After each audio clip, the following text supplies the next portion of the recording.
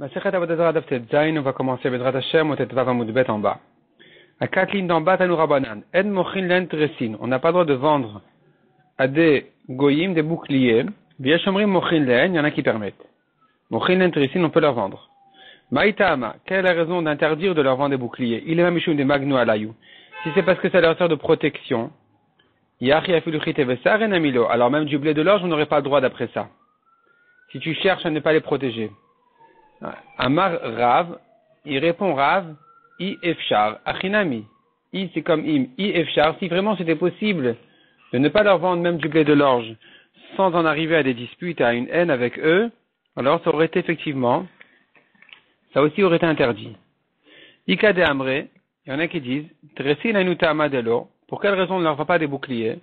De Chi Shalim Zenayu, car quand ils n'ont plus d'armes, Kat le Begavayu, ils vont tuer avec les boucliers aussi. Et donc on craint que ça va tuer un juif. Il y en a qui permettent de vendre des boucliers. Parce que quand ils n'ont plus d'armes pour se protéger, mais ils se sauvent. Donc on ne craint pas qu'ils vont tuer avec un bouclier un juif. Amarav Nachman Amarav Baravua, Alacha qui est Shomrim, Alacha est comme les Shomrim qui disent qu'on peut leur vendre des boucliers. Amarav Dabarava, En Mochilen Ashashiat Shel Barzel. On n'a pas le droit de leur vendre des blocs de fer. Maïtama, Mishum de Chal Shemina Yuklezain, parce qu'ils vont découper de ce fer-là, ils vont en faire des armes. Si c'est comme ça, alors la Gemara demande, même des pioches, ou bien des outils qui vont leur servir à travailler la terre, ça aussi on n'aurait pas le droit de leur vendre, parce qu'ils risquent d'en faire des armes. Amar Rav Zvid beparzela indua. Il répond Rav Zvid, si c'est un fer, si c'est du fer indien, alors on n'en fait pas des armes, c'est permis. Aujourd'hui, on se permet de la vendre quand même. Elle a raison, Maravashi les parcelles de Magno Ilavan. On vend aux Perses qui nous protègent, ils font la guerre contre les ennemis pour protéger les habitants de la ville. Donc, on a le droit de leur vendre des boucliers aujourd'hui.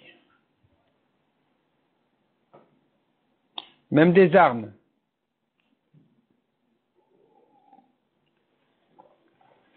Agalim ou siachim, des veaux et des poulains.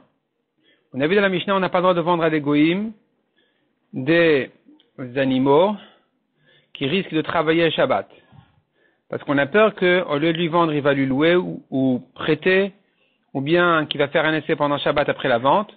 Et donc finalement la bête elle va travailler pendant Shabbat alors qu'elle lui appartient, ou bien à cause de lui.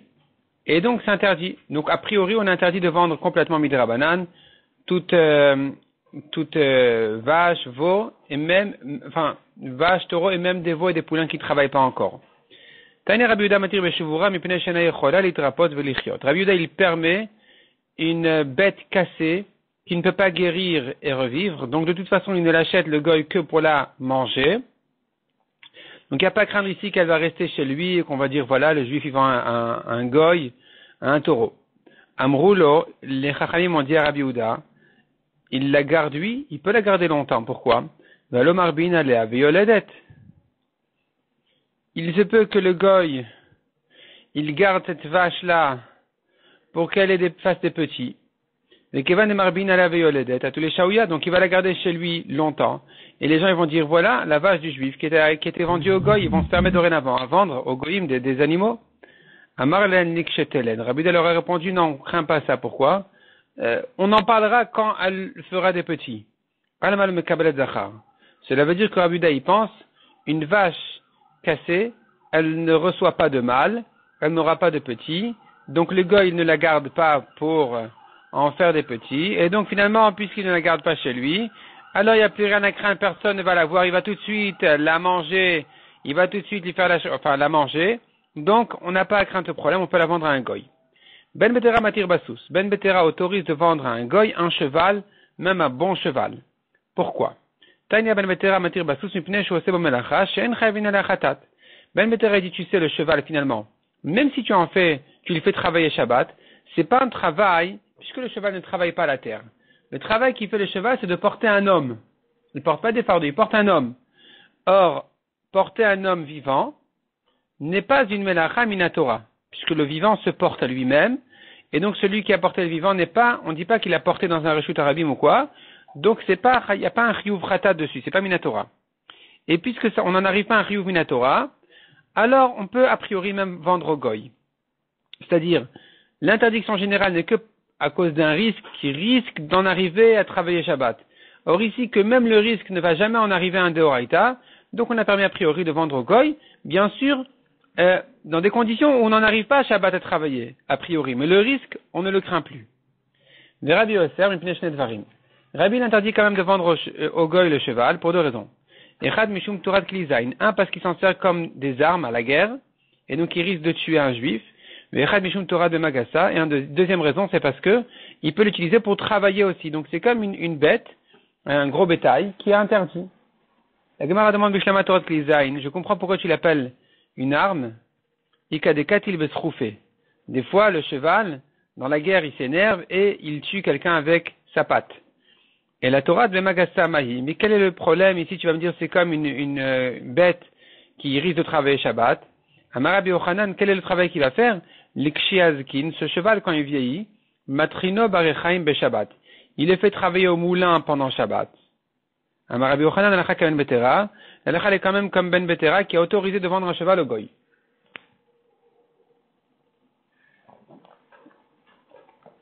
Ibayaleu. Shor Shel Patam Maou. Un bœuf gavé. Est-ce qu'on peut le vendre ou pas? Tibae. Les Rabbi Yehuda. Tibae les Rabbanan. Cette question se pose aussi bien selon Rabbi Yehuda que selon Rabbanan. Rabbi Yehuda qui avait autorisé de vendre une bête cassée, qui ne peut pas travailler, que selon Rabbanan qui ont interdit. Le bœuf gavé. Qu'est-ce qu'on va en dire? La Gemara explique la question. Tibae les Rabbi Yehuda. La question se pose selon Rabbi Yehuda. Adkan o kashari Rabbi Yehuda la beshvura. Rabbi Yehuda n'a permis que si la bête elle est cassée, delo atil klal melacha. Il va jamais en arriver à travailler. Aval hay de chimash hile. Mais là, le bœuf gavé, s'il le laisse comme ça, alors il va maigrir un peu. Et il pourra retravailler atil klal melacha. Quand il est bien gros, bien gavé, il peut pas travailler. Mais s'il le laisse, le goy, il va en arriver à faire un travail. Donc, Rabbi Yehuda sera d'accord que c'est interdit, assour. Odilma ou peut-être. Afilu les Rabbanan, même les Chachamim qui ont interdit pour une bête cassée, le Kaasratam et la Destamel avec Shrita Kai. C'est que là-bas qu'ils ont interdit, parce qu'en général, on ne le vend pas pour la Shrita, on ne le vend pas pour le manger. Avalhaï Destamel Shrita Kai. Mais un bœuf gavé qui a priori il est vendu en principe pour le manger. Afilu Rabbanan, Charou, même Chachamim vont autoriser de le vendre au goy parce qu'il ne va pas rester là-bas longtemps, donc on ne va pas craindre que les gens vont dire qu'on peut vendre au goyim. Tashmad Amarabida Mar Shmuel. La Gemara répond, Shmuel a dit, Shelbet Rabbi Ayum Akrivin Shor Shel Patam Biomedam. Il raconte une histoire comme ça. La famille de Rabbi devait donner au roi Goy, il devait donner au roi Shor Shel Patam Biomedam, un bœuf gavé le jour de leur fête. Et il voulait se débarrasser de cette dette-là, de ce minag-là. Donc, qu'est-ce qu'ils ont fait? Chaser Dalet Rivevan, ils ont payé 40 000, Shen Makrivenoto, Hayom El Alemachar, pour ne pas avoir besoin de le donner le jour de leur fête, mais le lendemain. Chaser Dalet Rivevan, puis ensuite ils ont payé encore 40 000, Shen Makrivenoto Chay La Shachut, pour qu'on leur permette de ne pas le donner vivant, mais égorgé. Chaser Dalet Rivevan, encore 40 000 ils ont payé, Shen Makrivenoto Kolikar, pour ne pas du tout avoir besoin de donner cette taxe-là. Maïtama. Quelle est la raison? Lav Mishum Dilma Atile Shaouye. Pourquoi ils ne voulaient pas le vendre au goyim alors que c'était un bœuf gavé? N'est-ce pas que c'est parce qu'on craint qu'un bœuf gavé aussi, on n'a pas le droit de le vendre au goy? On craint qu'il va le garder, qu'il va travailler avec. C'est pour ça qu'ils cherchaient à se débarrasser de ça. La Gemara dit Ultamer, et d'après toi, Maïtama, d'après toi qui crois que c'est interdit de vendre à un goy un bœuf gavé, qu'est-ce qu'ils ont gagné de repousser le décret d'aujourd'hui à demain? Maïtama, quelle est la raison d'avoir payé les 40 000 pour ça? Et la Rabbi Me'akar mil tabaï. Mais en fait, la raison elle est que Rabbi voulait complètement arrêter ce don-là au roi. Il voulait complètement arrêter ce don-là au roi. Et donc, Vesavar, Yaker, Vate Purta. Il pensait le faire petit à petit. Et donc, il savait qu'on n'allait pas l'écouter de dire, je te paye 10 000, 12 000, 15 000, et on arrête. Donc, il voulait petit à petit les habituer à l'idée de ne plus s'attendre à ce don-là qui était donné au roi.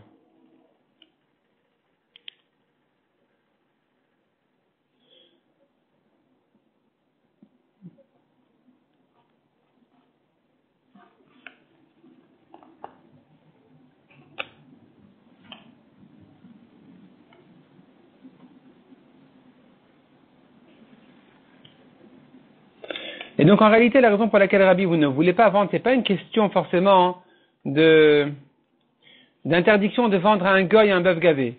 Simplement, Rabbi voyait ça comme un manque de kavod, donc il voulait s'arrêter complètement à faire ce don-là. La Gemara demande,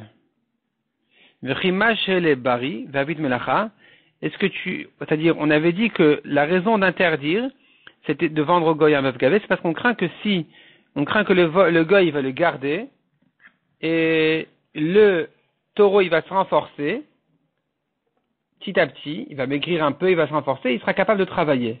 Est-ce que c'est vrai qu'il va pouvoir travailler? La Gemara dit oui, c'est comme ça. Amar Ravashi, Amar li Zvida. Ravashi dit, Zvida m'a dit, Zvida c'est un homme qui gavait les taureaux.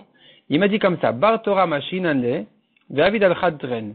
Un bœuf gavé, si on le laisse comme ça, on attend qu'il maigrisse un peu, après il sera capable de travailler le double d'un taureau habituel. Donc effectivement, il y a lieu de craindre que le goy, il va le garder pour le faire travailler, et donc ce serait une raison d'interdire de le vendre aussi au goy.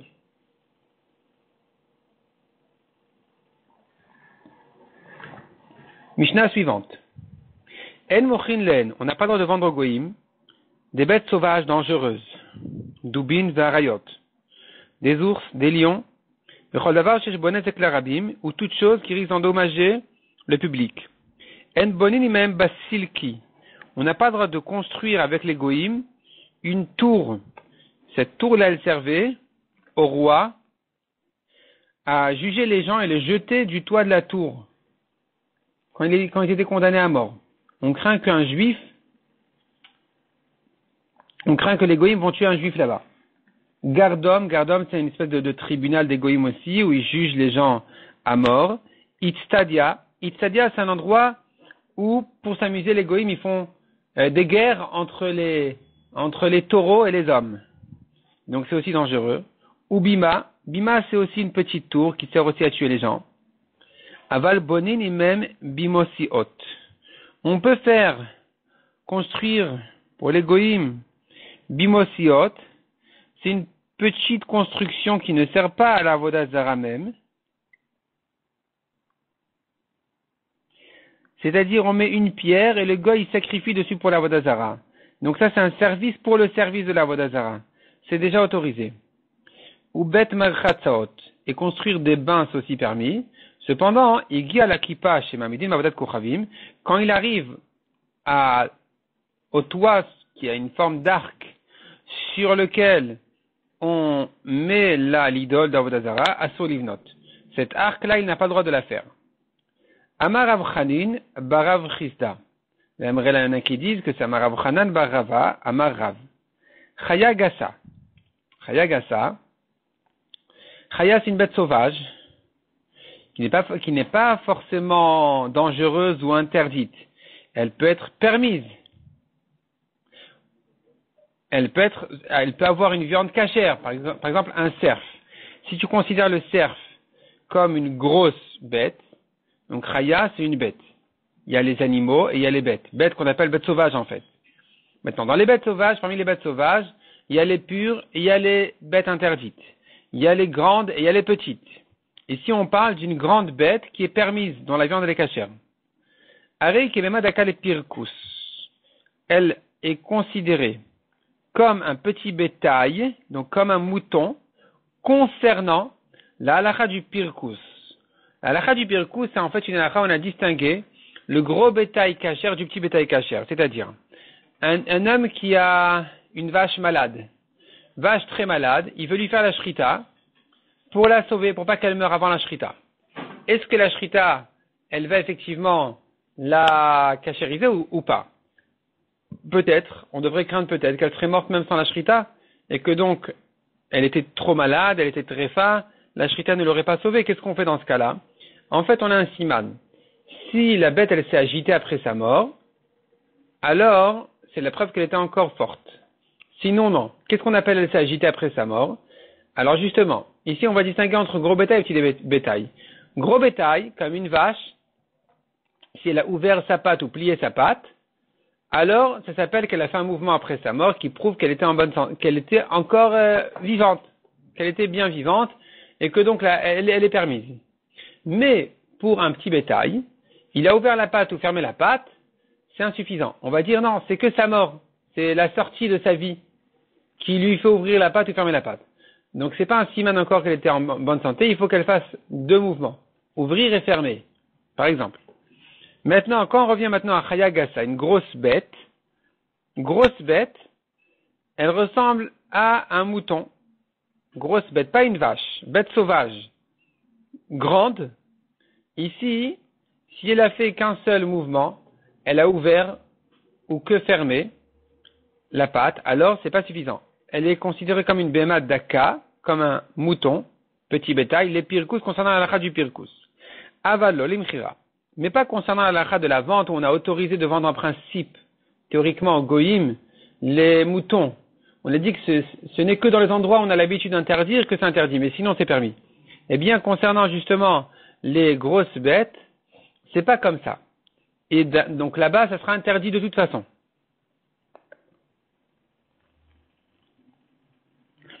C'est-à-dire,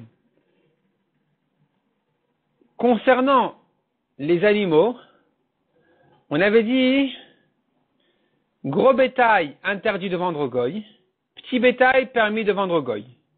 Gros bétail, un mouvement suffit, petit bétail, un mouvement ne suffit pas après la mort, après la shrita.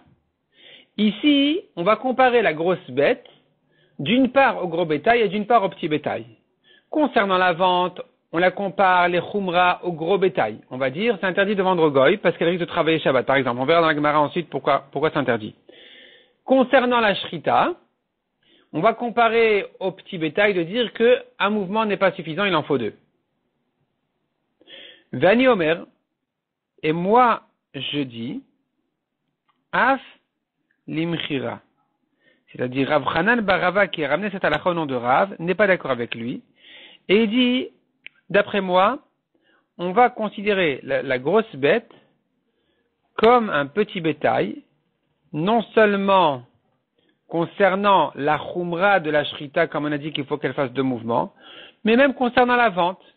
Que quoi? Que la vente n'est pas forcément interdite au goy. Ça dépend du minag de l'endroit. Donc, makom shenagu limkor mochrin, shelo limkor en mochrin. Si on a l'habitude de vendre, on vend, sinon non. Nan, la Gemara nous ramène une preuve de la Mishnah qui dit En mochrin en dubin varayot, on n'a pas le droit de vendre au goyim des ours, des lions, mais le kol davar shesh bonezek larabim, ni toute chose qui risque d'endommager le public. Tamadit benezek larabim. La raison pour laquelle c'est interdit, c'est à cause du danger. Haalet benezek larabim, charé, mais s'il n'y avait pas de danger, ça aurait été permis.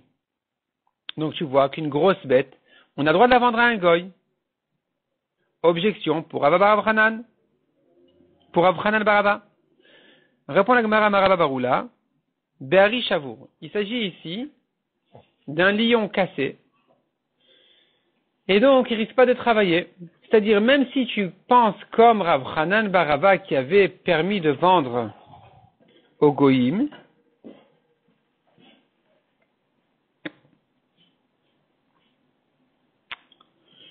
non, pardon, l'objection, c'est une preuve pour Rav Hanan. C'est une preuve pour Rav Hanan qui avait dit qu'on a le droit de vendre au goïm ces grosses bêtes-là. Et tu vois dans la Mishnah que c'est que les lions, les ours qui sont interdits. Mais sinon c'est permis. Donc c'est une preuve pour Rav Hanan qui a permis de les vendre. La Gemara repousse la preuve et dit, Be'ari Shavour. Ici, en général, ça aurait été interdit.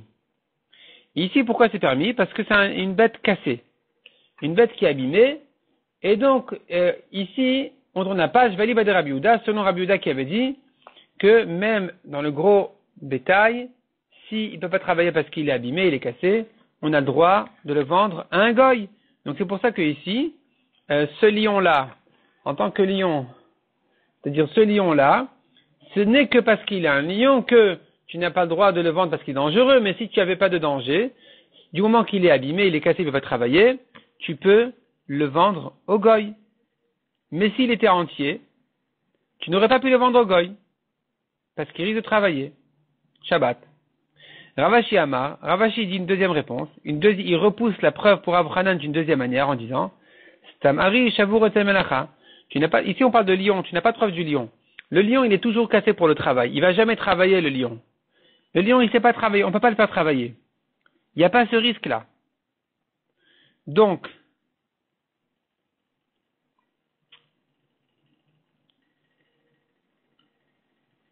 selon Rabbi Yehuda qui autorise de vendre au goy une bête, une vache cassée, il va permettre aussi de vendre toujours un lion si ce n'est le danger.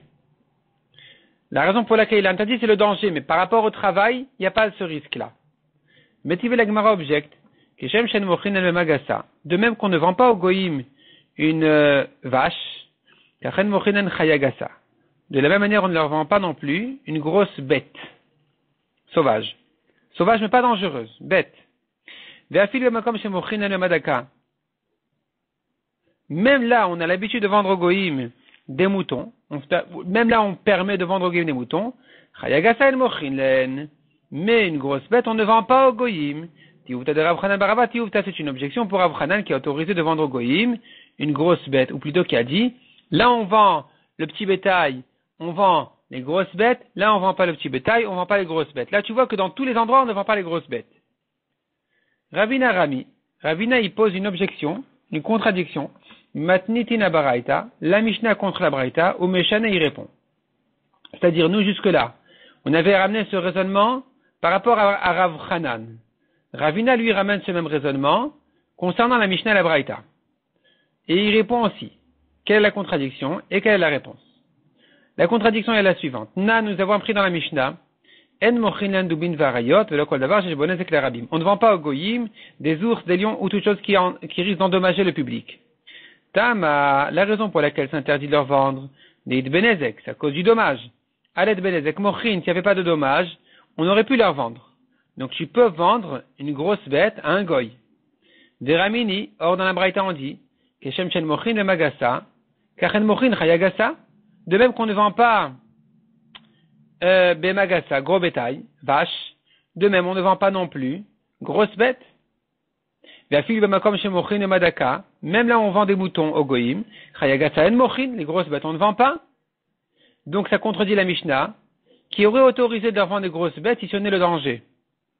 Au Meshane il répond, Be'ari Shavur Bali Bad Rabbi Yehuda. Notre Mishnah qui aurait autorisé, si ce n'est le danger, elle parle d'un lion cassé, selon Rabbi Yehuda, qui ne craint pas le travail dans une bête cassée. Ravashi Amar, Stamari Shavur Otel Melacha, Ravashi dit, c'est pas la peine de dire que le lion ici, il est abîmé, il est malade, il est cassé, tu peux dire même qu'il est entier, mais de toute façon, concernant le travail, il risque pas de travailler, c'est comme une bête cassée, qui selon Rabbi Yehuda, on a le droit de la vendre au Goïm. C'est pour ça que la Mishnah t'a dit, le problème c'est le danger. Mais sans le danger, ça aurait été permis selon Rabbi Yehuda.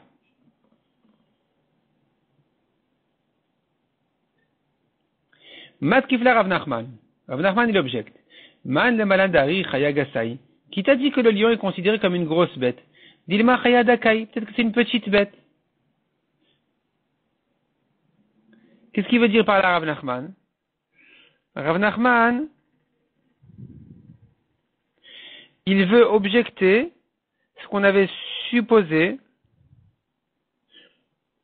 que le lion est considéré comme une grosse bête. Et que de là nous avons posé une contradiction ou une objection de la Mishnah qui elle avait autorisé si ce n'est le danger sur Rav qui a interdit une grosse bête. Ou aussi la contradiction entre la Mishnah et la Braïta. Il dit il n'y a pas d'objection sur Rav, il n'y a pas de contradiction avec la Braïta, parce que le lion, tu sais pourquoi on peut le vendre? Le lion, on aurait pu le vendre si ce n'est le danger, parce qu'il est considéré comme une petite bête. Il s'agit peut-être d'un petit lion, qui est une petite bête. Tu n'as pas le droit de le vendre au goy parce que c'est dangereux. Si ce n'est le danger, tu aurais pu le vendre parce qu'il est considéré, parce qu'il s'agit d'un petit lion. Et donc, c'est comme une petite bête qui ne travaille pas encore, donc c'est comme un petit bétail que on a le droit de vendre en principe au goïm. Ravashi, Diek matnitin motiv tiuta. Ravashi, il déduit de la Mishnah, il pose une objection. Nan, on a pris dans la Mishnah, on ne vend pas au goïm des ours, des lions ou toutes choses qui risquent d'endommager le public. La raison pour laquelle c'est interdit, c'est à cause du dommage. Sans ça, ça aurait été permis. Et là-dessus, Ravashi, il ajoute encore une déduction. Vetama Ari, on ne parle ici que d'un lion, des Stamari Shavur Melacha, qui ne peut pas travailler. Aval Midachrina, David Melacha, mais autre chose qui aurait pu travailler, l'eau, on n'aurait pas pu le vendre au goïm. Tiuvta de Rav Chanan Barava, Tiuvta, objection pour Rav Chanan qui a autorisé de vendre au goïm une bête qui peut travailler. Or dans la Mishnah, tu dis que c'est que le lion qu'on aurait pu vendre si ce n'est le danger, parce qu'il ne travaille pas. Mais si c'était autre chose qui peut lui travailler, alors on n'aurait pas pu vendre au goïm. Et or Rav Chanan a autorisé de vendre. La Gemara dit Vechaya Gasa Miat Mai Melachavda. Quel est le travail que peut faire une grosse bête sauvage? Travailler Shabbat, qu'est-ce qu'il aurait pu faire? Amar Abaye Amar li Mar Yehuda.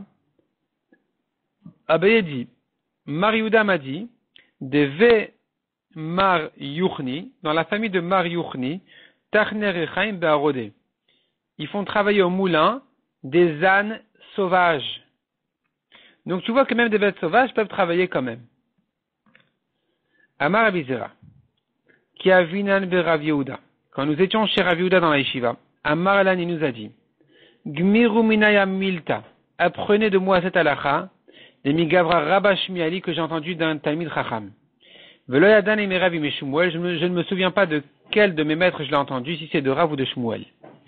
Chayagasa, arei kevema daka le pirkus. La halakha que j'ai entendue, c'est qu'une bête, une grosse bête, est considérée comme un petit bétail concernant le pirkus. C'est-à-dire qu'après la shrita, on ne peut pas, si elle était malade, il faut qu'elle fasse, on ne se suffit pas d'un seul mouvement qu'elle a ouvert ou fermé la patte. Il en faut deux. Qui ataille les Kurkunya, quand je suis arrivé à Kurkunya, ashkarte les Ravchia Barashi, j'ai rencontré la Ravchia Barashi, Diati vekamar mishme de Shmuel, qui était assis et qui enseignait au nom de Shmuel cette halakha de dire, Hayagasa reikebemadaka le pirkus, qu'une bête, une grosse bête est comme un mouton concernant la halakha du pirkus. Amina, j'ai dit donc, Shmamina mishme de Shmuel itmar. Apparemment, donc, c'est une preuve que cette halakha avait été dite au nom de Shmuel. Donc Rav Zera a réussi à résoudre le doute de Rav Yehuda s'il avait entendu de Rav ou de Shmuel. Il dit, puisqu'ici on l'enseigne au nom de Shmuel, c'est qu'apparemment il a entendu de Shmuel, au nom de Shmuel. Qui a les Soura, mais quand je suis arrivé dans la ville de Soura, qui était la ville de Rav, j'ai rencontré là-bas, je cartais les Rav Bar Yirmiyah, Diati vekama le mishme de Rav. Il était assis, il disait au nom de Rav, cette même halakha. Chayagasa reikebemadaka le pirkus. Une grosse bête est comme un mouton concernant le pirkus. Amina shmamina. Je me suis dit donc, tu vois de là, Itmar mishme de Rav, Itmar mishme de Shmuel. Cette même halakha avait été enseignée aussi bien au nom de Rav qu'au nom de Shmuel. Kislikat leatam, quand je suis monté, dit Rabbi Zera en Eretz Israël, ashkarte le Ravasi. J'ai rencontré là-bas Ravasi. Diati veke Amar, qui lui aussi ramenait cette même halakha, au nom de Amarav Chama Bargouria mishme de Rav. Il disait au nom de Rav Chama, qui avait ramené cette halakha au nom de Rav, Chayagasa reikebemadaka le pirkus. Qu'une grosse bête est comme un mouton concernant le pirkus. Amri, je lui ai demandé, Velo savar la mar, est-ce que tu ne penses pas des man maradeshmat eta, qui est le maître de cet enseignement? Qui c'est qui a ramené cette halakha de Rav? Rabba Bar Yirmiyah. Pourquoi tu nous ramènes cette halakha au nom de Rav Chama? Pourquoi tu ramènes que c'est Rav Chama qui l'a ramené au nom de Rav, alors que j'ai entendu par ailleurs que c'est Rabba Bar Yirmiyah qui l'a ramené au nom de Rav? Amar il m'a dit, Ravasi, raconte Rabbi Zera, Patia Uchma, c'est ce qu'on disait un Talmid Chacham. Tu as un ustensile noir, parce que Talmid Chachamim, il se noircissait sur la Torah. Minai ou minar tistayam shmata. De moi et de toi va s'éclaircir la halakha. C'est-à-dire que, apparemment, les deux ont dit au nom de Rav. Comment ça? Itmarnam il agman de Raman aussi. Amar Abizera Maravasi, Amar Bar Yirmiyah, Amar Rav Chama Bar Gouria, Amar Rav. Alors faisons attention ici à chaque nom. Amar Abizera, Donc Rabbi Zera, c'est celui qui avait trouvé à chaque fois, dans chaque ville, qui sait au nom de qui on disait cette halakha. Donc Rabbi Zera a conclu, au nom de Ravasi qu'il avait rencontré en Eretz Israël, qui lui avait dit qu'apparemment les deux Amoraïm ont ramené cette halakha au nom de Rav. Donc c'est Amar Rabba Bar Yirmiyah, qui était le Amora que Rabbi Zera avait entendu à Soura au nom de Rav. Amar Abraham Bar Gouria, qui était le Chacham que Rav Assi avait dit a priori au nom de Rav. C'est-à-dire, Rav Assi avait ramené Rav Chama au nom de Rav. Donc finalement, les deux ont dit, c'est un au nom de l'autre, Amar Rav, Chayagasa, Arei, Kebema Daka, Lepirkus. Qu'une bête sauvage, une grosse bête, c'est comme un mouton concernant le Pirkus, qu'il faut qu'il fasse 2 mouvements pour être sûr que la Shrita est Kshira. Il faut qu'après sa mort, après la Shrita, qu'il ouvre et qu'il ferme la patte pour comprendre qu'effectivement, il était suffisamment en bonne santé pour pouvoir cachériser la Shrita. En bonin vechule. On a vu concernant les constructions interdites au Goïm, Amar Rabba Bar Chanan Rabbi Yochanan. Il vient Rabbi Yochanan et il conclut, il dit comme ça. Gimel Basil Kaoten, il y a 3 sortes de tours. Shel Malcheov de Kochavim. Il y a les tours qu'on construit pour les rois Goy. Veshel Malchatzot, il y a des tours qu'on construit pour des bains. Veshel Otarot, ou bien pour des réserves de récolte. Amar Rava, Bet Leter Vechad Eisur. 2 sont permis, tu peux construire au Goïm, et 1 interdit au Goïm. Lequel est interdit de construire au Goïm? Celui des rois, où là-bas ils risquent de tuer, là-bas ils ont l'habitude de tuer les gens. Ils condamnent les gens à mort, ils les jettent du toit de cette tour-là, et donc on ne peut pas les construire au Goïm de peur qu'un juif soit condamné là-bas. Vesiman, le siman pour se rappeler quelle est la tour qui est interdite, c'est la tour des rois. Les Sor Malchem Bezikim. Donc, en souvenir de cette halakha, nous avons un passage qui dit les Sor Malchem Bezikim, qui veut dire en fait enchaîner les rois des Goïm. Mais, selon la Gemara ici, ce passage est utilisé comme siman, que la tour qui est interdite, c'est la tour des rois. Les sorts pour interdire Malchem les rois, c'est-à-dire les tours des rois. Veika de Amre, il y en a qui disent à Marava, Kulam Leiter. En fait, Rava, il permet les 3, même celle des rois. La Gemara demande Vatnan en bonin men basilki. Pourtant, on avait dans la Mishnah qu'on n'a pas le droit de construire au Goïm des tours. Gardom, Itztadia, ou Bima. Toutes ces constructions-là qui sont dangereuses, on ne peut pas les faire. En tout cas, tu vois que la tour du Goï, du roi, est interdite. Répond la Gemara, Emma, il faut dire autrement. Shel Gardom, Veshel Itztadia, Veshel Bima. C'est-à-dire, quelles sont les tours interdites? Les tours de Gardom. Gardom, c'est le tribunal. Les tours d'un tribunal qui condamne les gens à mort. Veshalistadia, ou bien les tours qui servent à faire là-bas des cirques de guerre entre les taureaux dangereux et les hommes. Veshel Bima, ou bien une petite tour qui sert aussi à juger et condamner les gens à mort. Ça s'interdit. Mais la tour d'un roi tout court, ça, d'après Rava, selon cette deuxième version sur Ika d'Amré, ce serait permis.